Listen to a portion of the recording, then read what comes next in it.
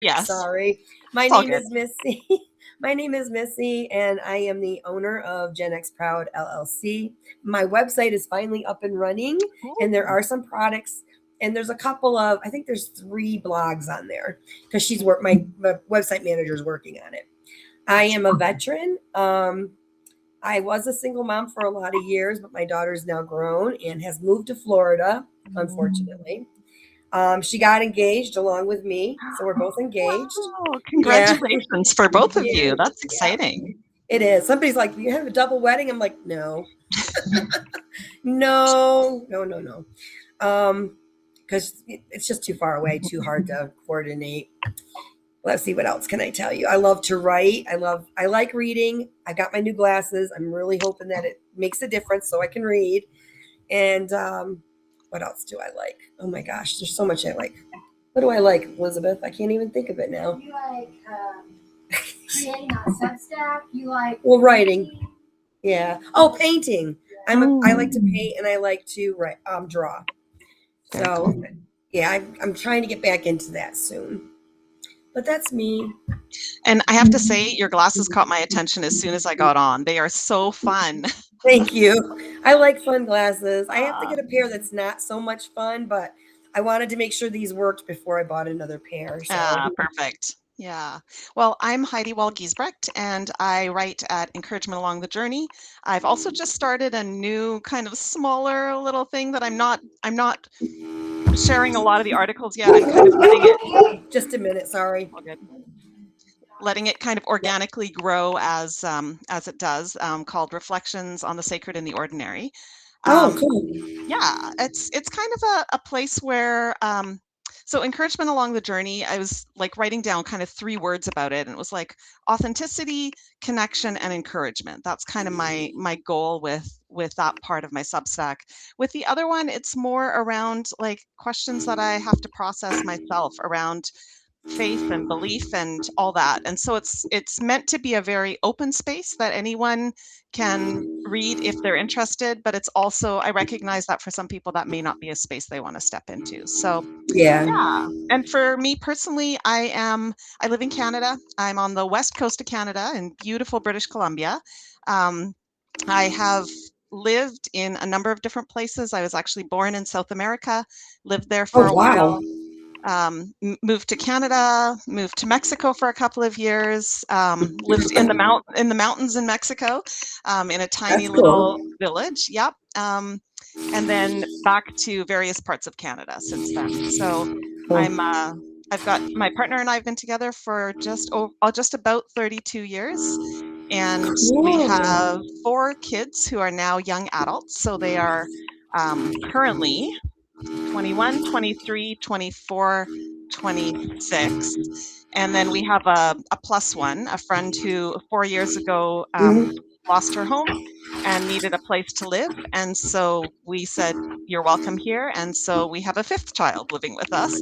Um, we also have 5 dogs, 3 of which Wow. are service dogs. One is retired, and 3 cats. So our house is a little crazy. Um, That's okay. Well, you heard mine.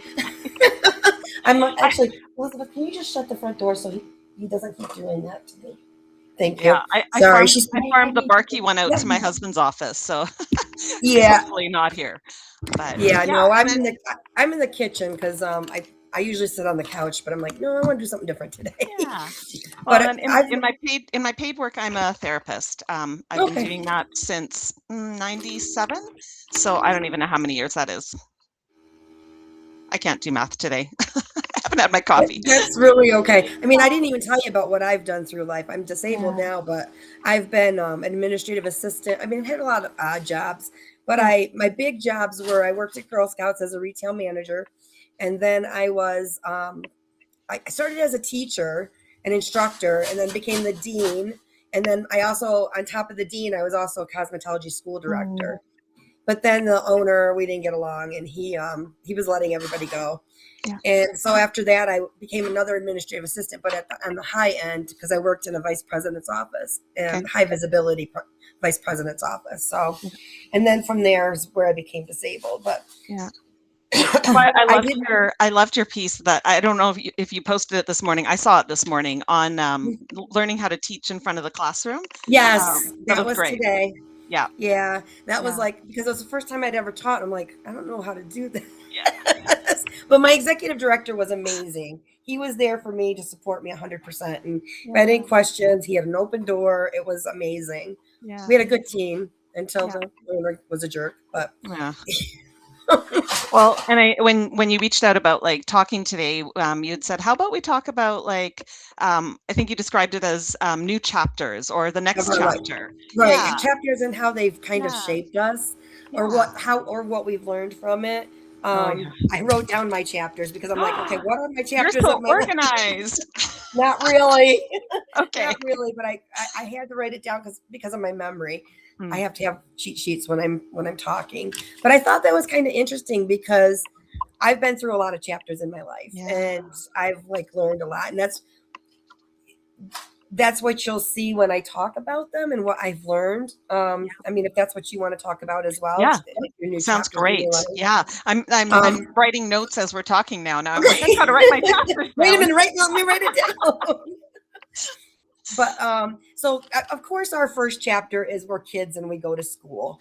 You Mhm. know, we learn education from there. I mean, I learned this is funny, I was just talking to my sister. In high school I was in the band, so I learned how to march, I learned how to coordinate, you know, you have to line up correctly. And that was good because when I went to boot camp, because that's the next chapter of my life, or one of the chapters of my life, I could march. They didn't have to teach me because there was remedial marching. I didn't have to do that. That's awesome. So, you know, you just learn the typical things. The next chapter of my life, of course, was I went to Brazil for a year. So I lived in Brazil for a year in college. So I had 3 years of nursing school and I hated it. So I joined the Navy. That was my next chapter. Okay. So, but I learned a lot in school. In Brazil, I was considered an ambassador, and I learned a culture. I learned a language. You learn how to live with, you know, a different country, which I'm sure you understand going from a couple countries, right? Yeah. Yeah. And then I'll go through this, and then that gives you a chance to write down yours as well.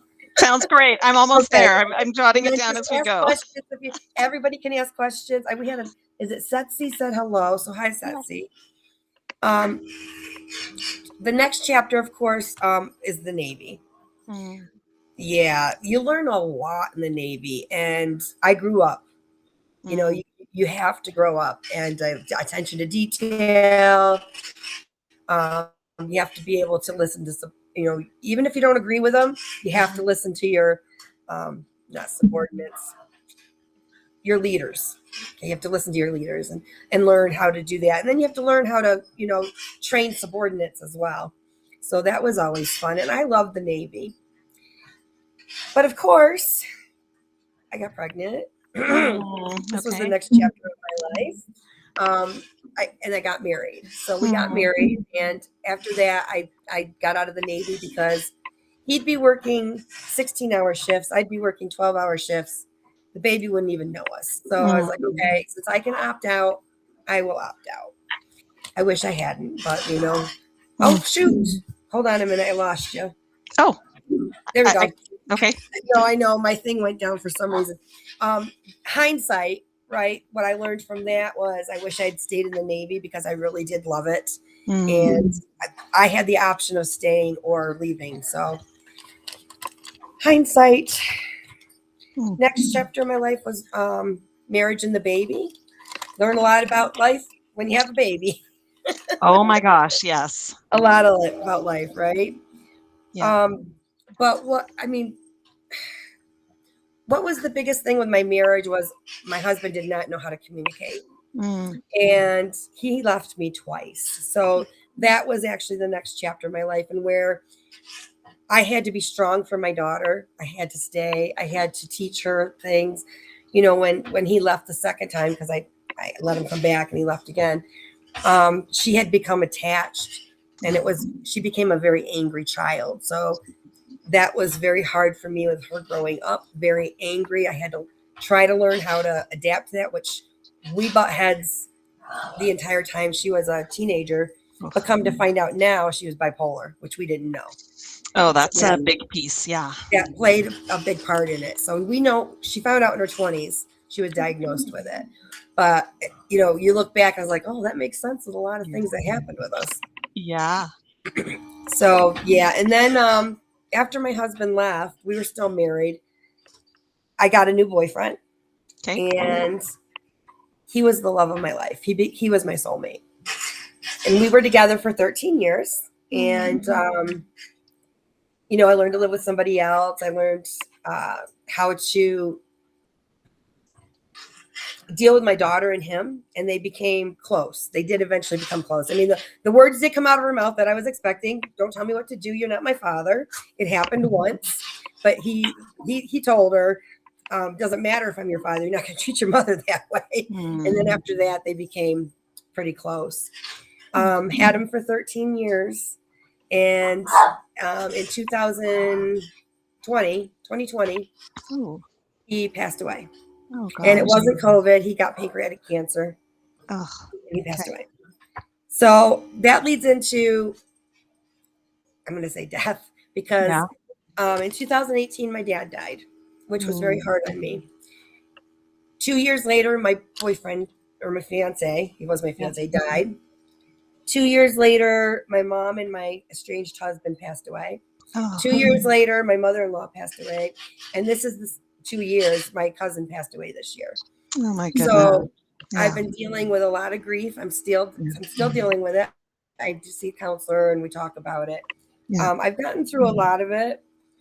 But I still have those days where it's like, you know, I can't believe this is happening. I still go through those stages, but not as much. You know, I do have a new fiance. Yes. So, but before that, the new chapter before that was I moved states. I went from Pennsylvania to Colorado. And then now I've moved from one town that's 6 hours away to this new town, new city, actually.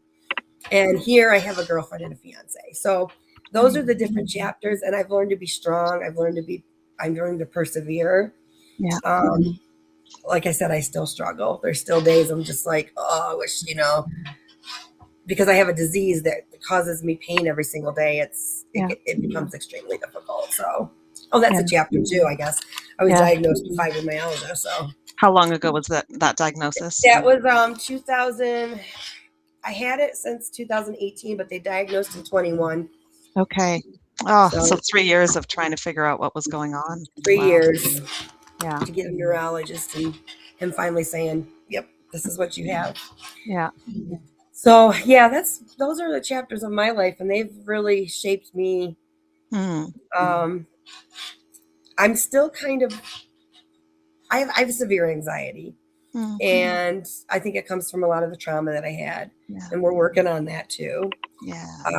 It's bad, but so I have a hard time like facing people with conflict or being in social situations where I used to be the social butterfly. I'm not that anymore. But I think that comes from the chapter where I had the car accident and I had to leave my job, and then I had to take care of my mother and my father, and then I had to take care of my mother. And through that whole time I was numb. I was numb to my grief. That's why I had to start opening up. But I think I've learned a lot from that. Yeah. Oh, thank you. When I come up from here. I see that. Lots of love. Yeah. But how about your chapters? Let's hear about you. Yeah. Well, interesting. As I'm listening, I'm like, oh yeah. And I know we've had some of our conversations before. We're like, there are some points of overlap. And I would say, like, first of all, just listening to you, I think we are all just people in process. And we are learning as we go on the job. And we are so formed by the things that we experience. And, I look back at some of the things that I've experienced, and if I had like a menu of things that I could choose, there are definitely things on my menu that I wouldn't choose. Exactly. I can also look back at them and go exactly what you were outlining. Like, even in those really, really hard things, there are things that I learned, and they shaped me, and they've made me who I am. So when I think back, I mean, my first chapter would be being born in South America, living in Argentina. I have Oh, wow. I have very few memories. I have like typical kid memories, like coming Yeah. down the stairs at Christmas. And it's so funny, the things you remember. I remember like the table being, in my opinion, like full of presents with a blanket over the table. And I always thought that was so cool. And my mom's like, well, that's because we couldn't afford to wrap the presents. And so we put a blanket over the table. And Hey, I thought it was so cool, right? hey, if So you're a kid, it's a present, whether yeah. it's wrapped or not. Yeah, so those are kind of some of the Yeah. early memories I have. Then we moved to Canada when I was 4. I have, again, some early memories of the first couple of places that we lived, meeting some friends. And then we actually bought my uncle's house and lived in Vancouver in a tiny little, Vancouver has a lot of, well, not so many anymore, but these little war era houses that you ordered out of the Sears catalog Oh, and then oh, built. wow. Yeah. That's kind of neat. And so it was this tiny little, Interesting. house that had like very small little rooms and 2 floors.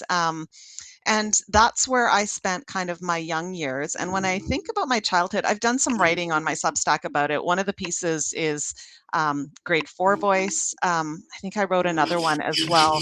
There's like some things that happened kind of in those early years that have just made me so aware of how important it is for us to think about how we talk to kids. Yeah. And I was like a rule follower. And so there's like this, I don't think I've written about this one. I probably will at some point. A traumatic situation that happened in kindergarten of all places. Oh, wow. Yeah. And thankfully, I left that school, went to another school. That school was great. But there were these moments where like I wanted to read Sorry, I in. gotta move. Okay, no worries. I wanted to read out of one of the advanced readers, and the teacher said, "Oh, no, that's going to be too hard for you." Um, yeah, and so I was like, "Oh, I guess I'm not a good reader." And then, in I call it grade 4 voice because in grade 4, like working super hard because my friend and I, it was the first time we hadn't been in the same class ever, my best friend. And so we were like in separate classes and we were going to compete against each other. And at the end of the year, both of us were going to be on the stage getting best student in the class together. And so Oh, wow. this was literally our goal. We worked all year on this. And it was back in the day when you like marked each other's papers and then you read the scores out loud in the classroom. Right. So like I'm pretty good at math, even though I can't figure out how long I've been a therapist. But That's okay. I'm good at math too, and I yeah. still struggle. And so I had been like all year kind of taking in the numbers and like, okay, I think I'm at the top of my class. And so we go to the awards ceremony and I don't get that award. I get the friendship award. And I was like, oh, and it felt deeply humiliating. Like, how could I have thought I was going to be up on that stage? And then on the way back to the classroom, my teacher kind of walked alongside and said, hey, I know you probably thought that you were going to get the best scholar, and really you should have because you had the highest mark in the class, but we didn't think it was fair for one person to get both awards. And so we gave you the friendship award instead. And as a child, the only way that I could make sense of that was I'm not as smart as I thought I was, but at least I'm really nice and people like me. And that literally became the voice that was implanted in me for decades before I became aware that that was even an issue. And so that caused a lot of challenge, especially like heading into working as a therapist and always feeling like I'm not smart. I don't really know what I'm talking about. I don't really have anything of value to say. I thought it was me. Yeah.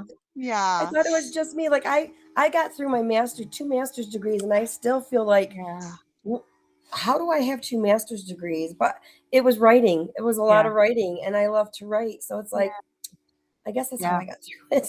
Yeah, well, and I don't think imposter syndrome is an uncommon thing for people. And we all have different ways that we learn it. And so for me, those were kind of some of the core pieces that kind of changed how the rest of my chapters went. So Right. my next chapter was Mexico, and we moved to a little town that had, I think it was 10,000 people. And then there were the Old Colony Mennonite villages around it that had like, I think 100,000 Old Colony Mennonites. And we lived in the little Mexican town.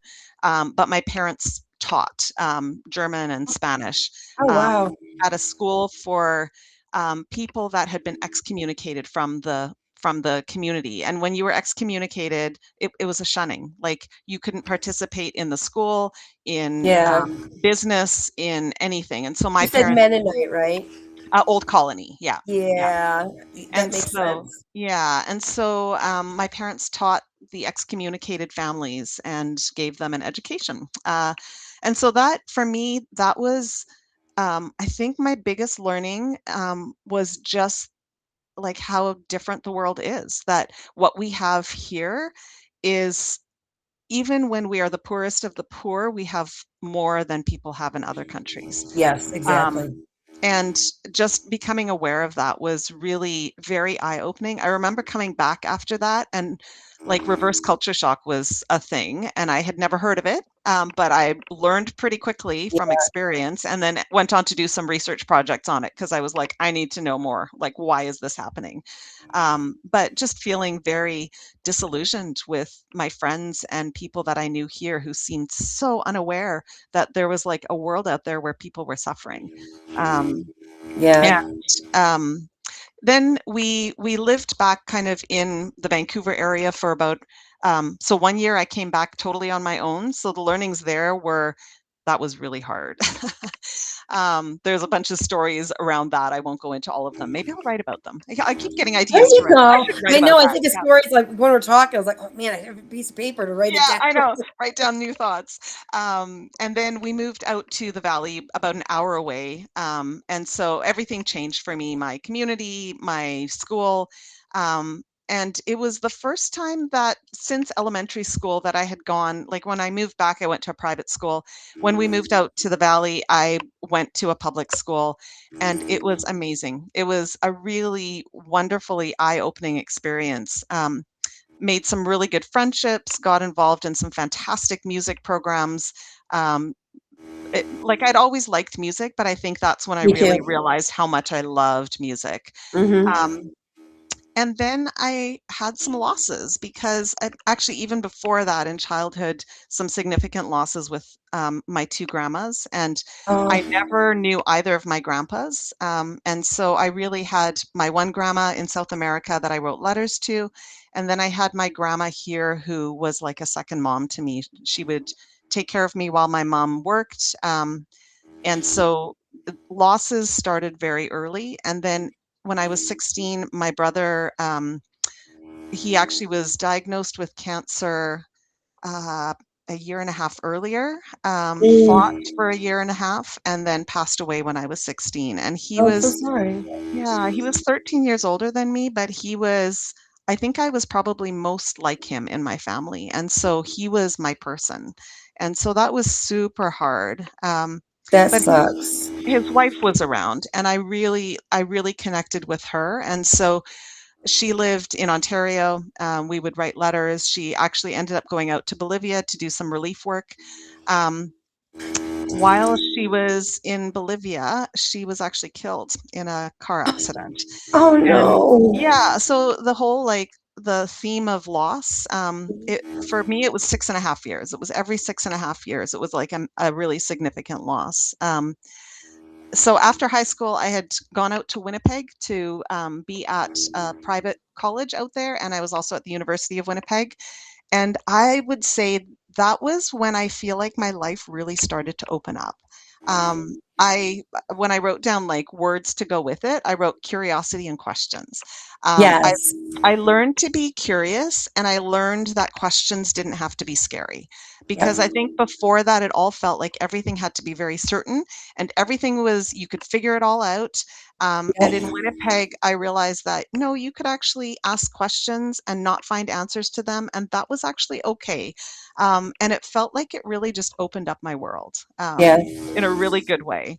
So when I moved back, I thought I'd stay out there because I loved being in the prairies, but things didn't turn out that way, and I ended up moving back and met my partner.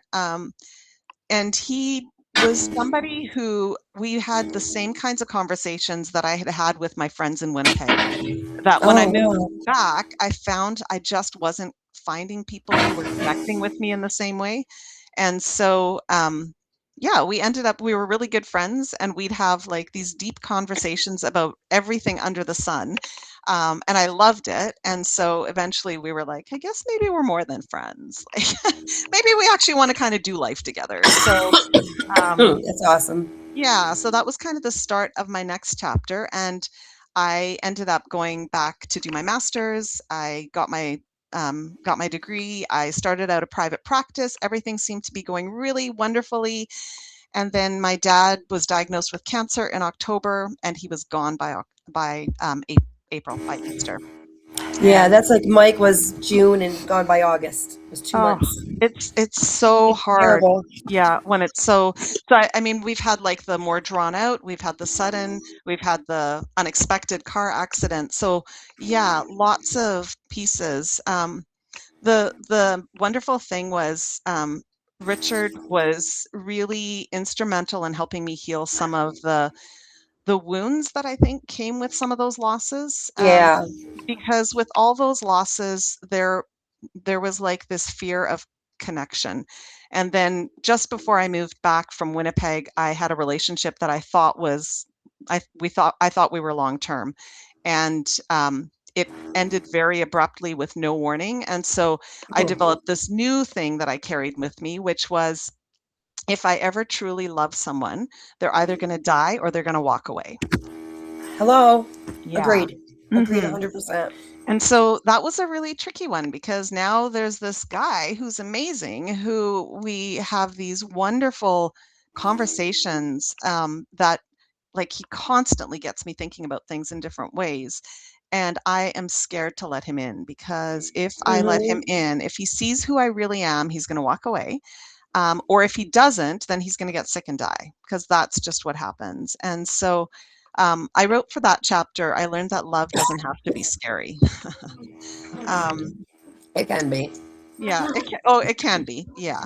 Um, so we were married about 5 years. We dealt with some infertility, but we did eventually have 4 kids.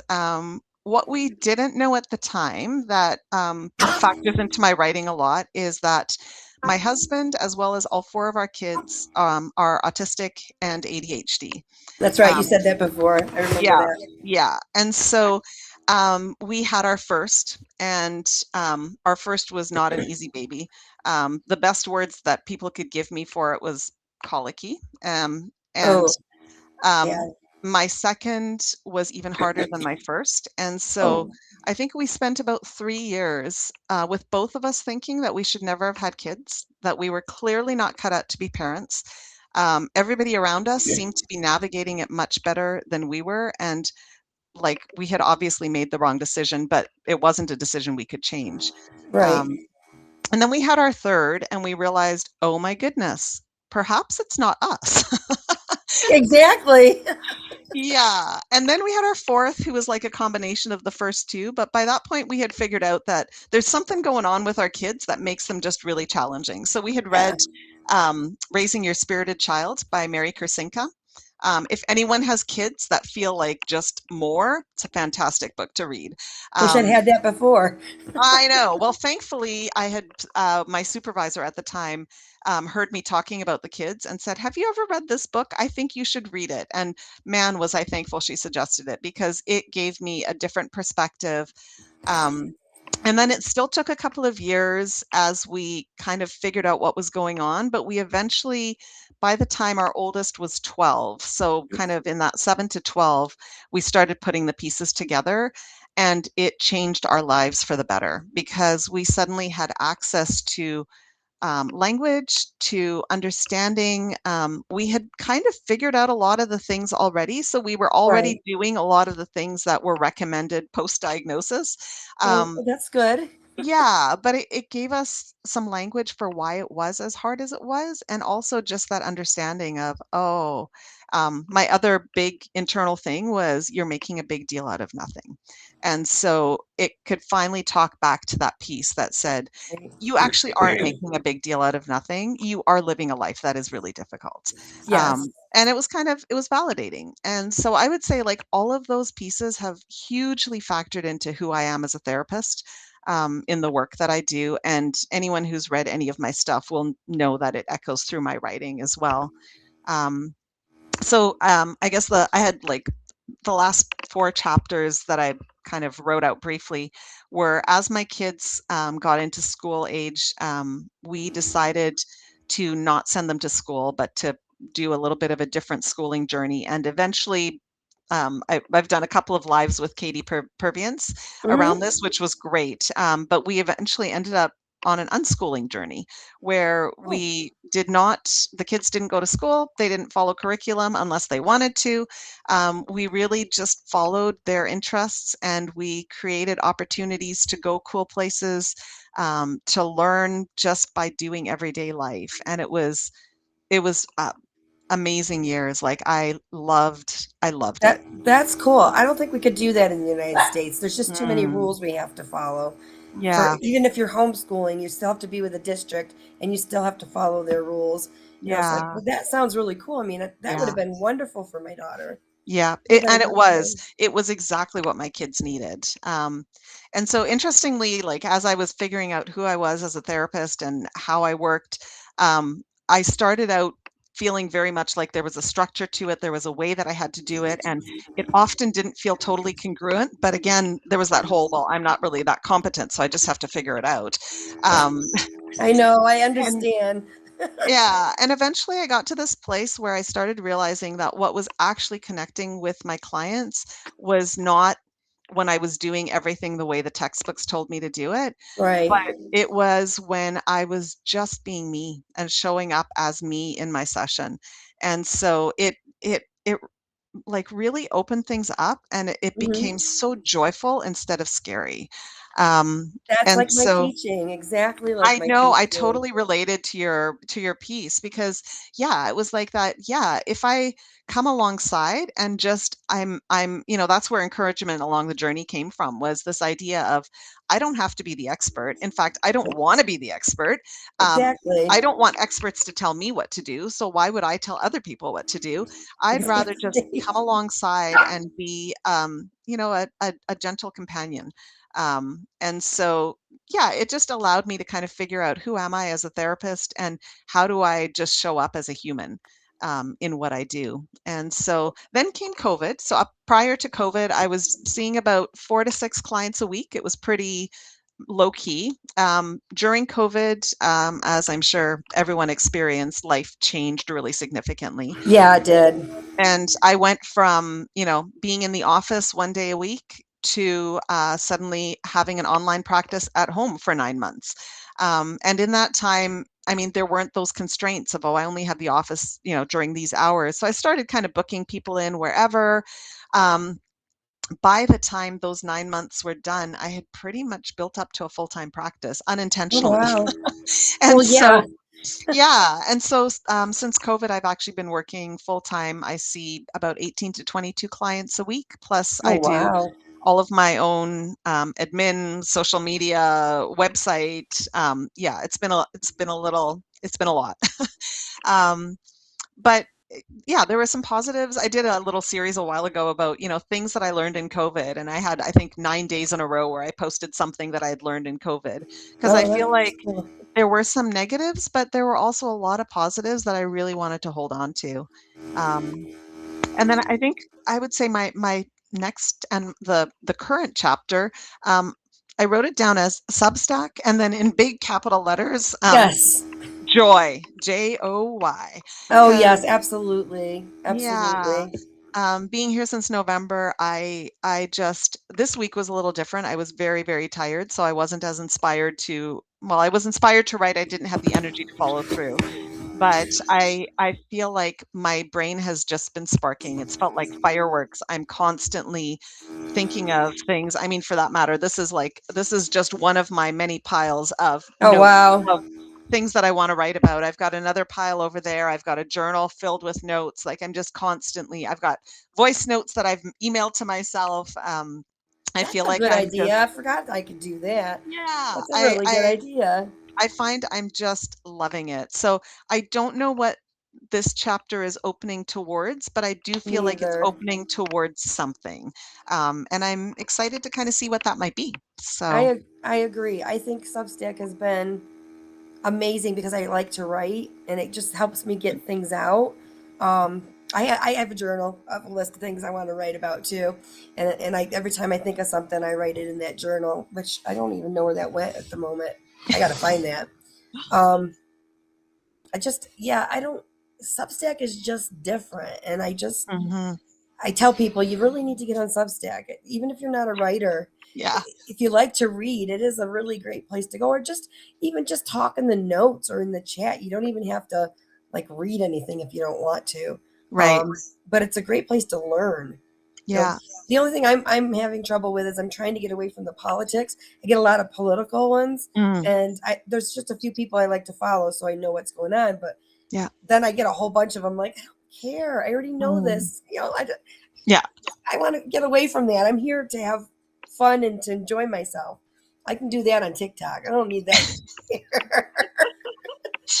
But this got me into writing books. So I have self-published 2 books. Yeah. They're for elementary, not elementary. Yeah, middle school.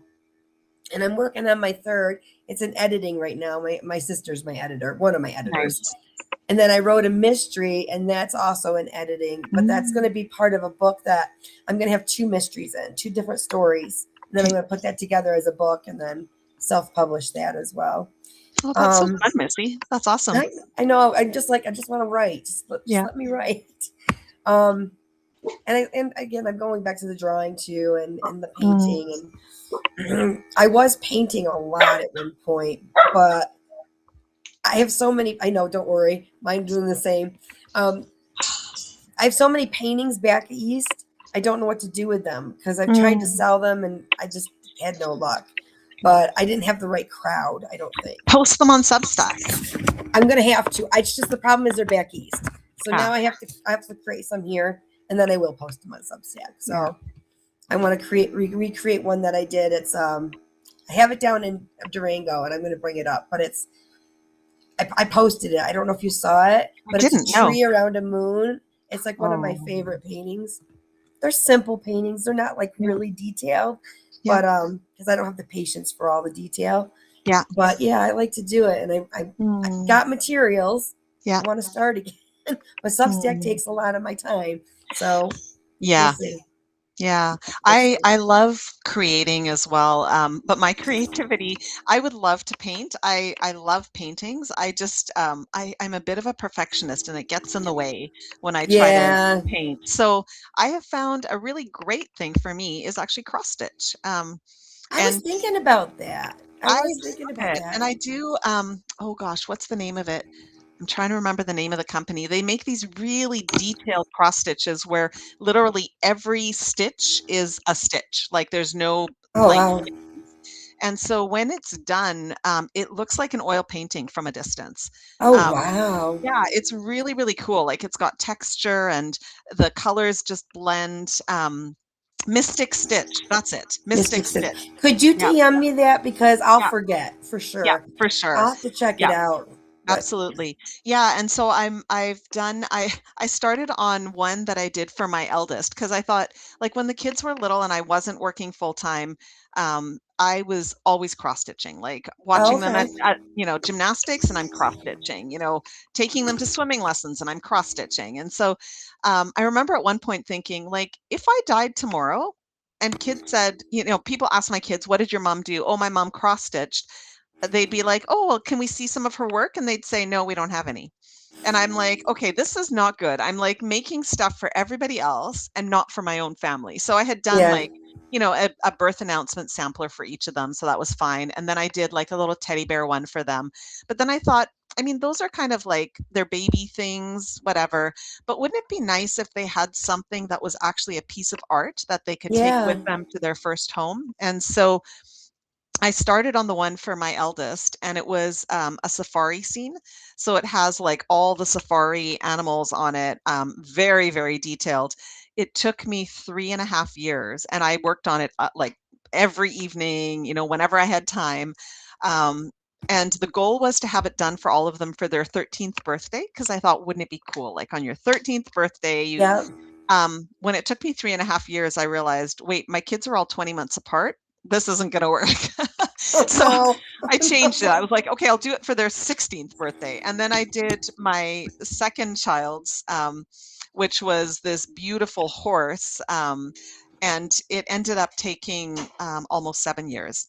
Oh, And wow. so then I ended up having to just, like try to get the other ones done. And I did. They all got one for their 16th birthday, but we have a wolf howling at the moon, and the other one is a unicorn That's so dancing along the cool. beach. Yeah, it This is was going to really have to be my cool. next chapter, cross stitch. There you go. I find it really rewarding because it's so like it's very meticulous. So I can't just sit and watch TV. It I need drives me something to crazy. do. I'm Yeah, like you. I like that as noise, but I need something to do. yeah, yeah, I'm the same way. yeah, I'm the same way.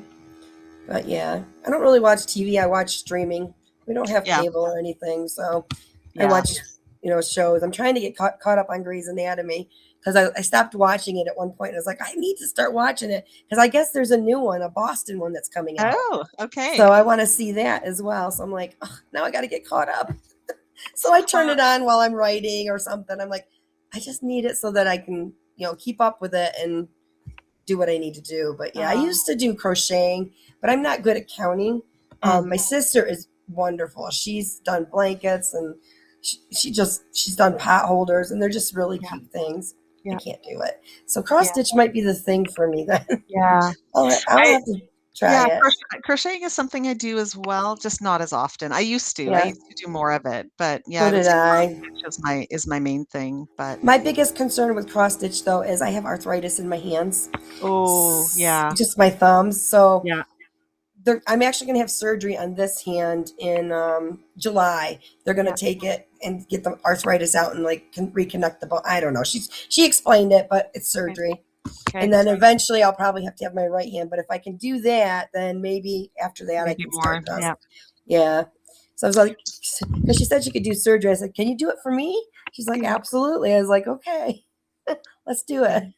Because I get those injections and they hurt like, Oh, yeah, yeah, they're really yeah. bad. They hurt before they make it feel better. Yeah, Yeah, they yeah. do.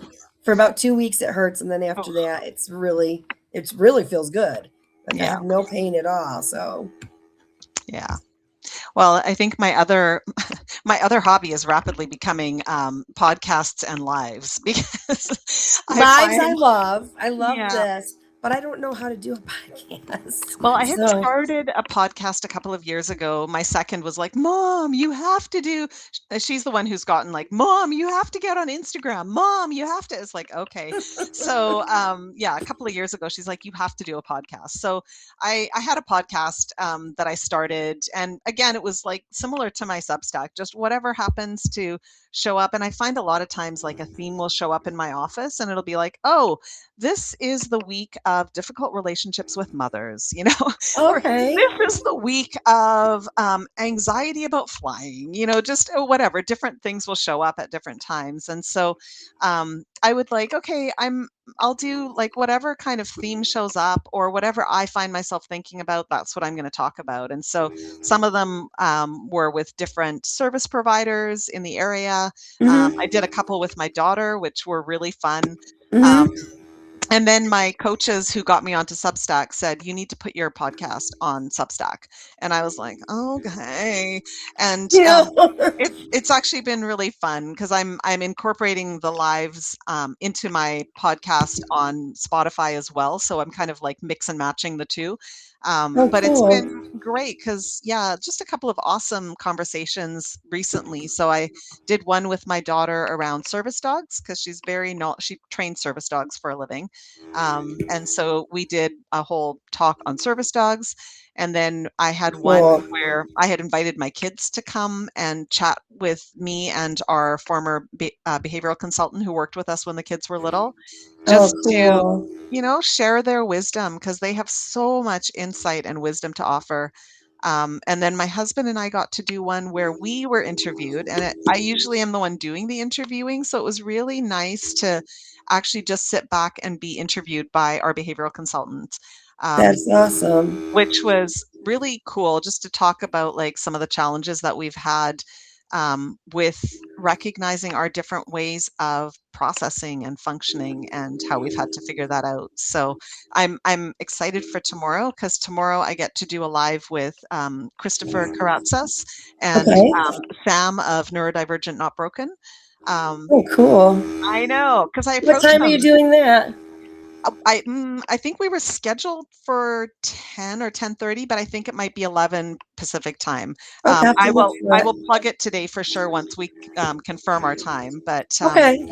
yeah, I and will try. I will yeah, try. Tomorrow's my fiance's day off, so got it. sometimes we go out, but if I'm Yeah, around, I'll definitely try yeah. to watch it.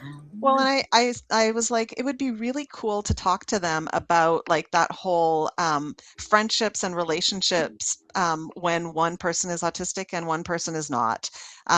Just, like how can we learn and how can we do it well? And so I'm like, I am so excited to hear from them. I'm really Oh my looking gosh, I forward to really it. need to watch that because my fiance is autistic. Ah, And okay. I have ADHD, but I'm not autistic. At least I don't think I Yeah. am. Well, if you But guys are he out is. tomorrow, I'll post the replay so you can always That watch the would be replay. great. That Yeah. would be awesome. Yeah. Yeah, we try to spend one day together, just going out and Yeah. doing something. Yeah. We have Garden of the Gods here, so we can go and it's beautiful. I don't know if you've ever heard of it. I haven't. What is it? It's it's a place where they have like really odd shaped stone mountains. It's Ooh. really pretty. Oh, I would I'll try to love post that. some pictures. Yeah. It's absolutely gorgeous there. Oh. And you can do hikes. It has like hiking Oh. trails. Yeah. Yeah. I have to get to where I can actually hike. I usually just go there and take pictures, but Yeah. I'm starting Monday. I'm going to start walking so Okay. that I can actually go with them and actually walk. Do Because some of when my it. Yeah. sister, yeah, because I'm usually stuck in either a wheelchair or a walker, and I just don't Oh. want to do that anymore. Yeah. I really want to try and get some of Yeah. this weight off. And if I could get down to 180, I'd be so happy. Yeah. But I'm working on it. I've already Yeah. lost 30 pounds, so Wow. I'm getting there. I'm getting Yeah. there. But Um, that's what we do. a really good friend of mine has RA, rheumatoid arthritis, and I know for her, like the walking thing is really tricky because you need to walk, and yet walking also wears you out, and so it's that finding that balance of like how much can I do and Yep. still be functioning well versus when do I push myself too far and now I'm out for 2 days, right? So And that's fibromyalgia. I mean, it's that's a exactly yeah, what it yeah, is. yeah, I go do something for one day, then I'm out for a day or two. yeah, yeah, And I feel bad because I can't really help around the house. I really yeah, can't. I'm gone. yeah, But like they said, my spoons are spent. yeah, Yeah. yeah, So, yeah, but yeah, I get it. But I yeah, really want to start so that I can have some more yeah, energy and lose this weight that I've gained. So, yeah, but, well, we can finish up now. My dogs are yeah. going crazy. Of course, my dog must have heard them because he was like, Oh my "Woof." gosh, they're going nuts over here. They do this whenever I want to do a live. This is what they do. I Guys, know. stop. Well, Anyway, this was a great idea. Thanks for suggesting like the chapters. oh, That I was loved awesome. it. I loved Yeah, it, and I love learning more about you. That was yeah, awesome.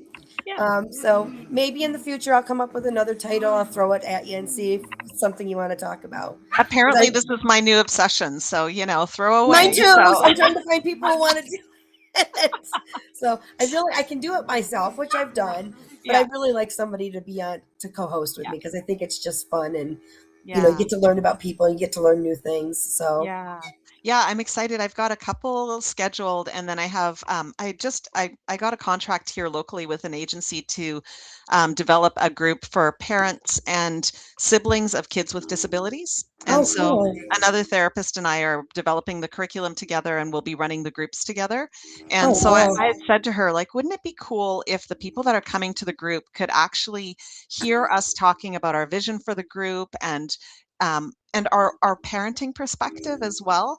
So we've Yeah. decided to do a live, and so Oh, cool. yeah, that one will be cool too. We're actually going to do two, one for the parents to watch and one for the kids to watch, so that they know who they're going to be meeting when they come in for the group. So I Or love, the creativity that we can have around stuff like that. So it's really absolutely. neat. I'm actually have one on Monday that's it's called High School and Life, because me and my friend were talking, and hopefully she can co-host with me.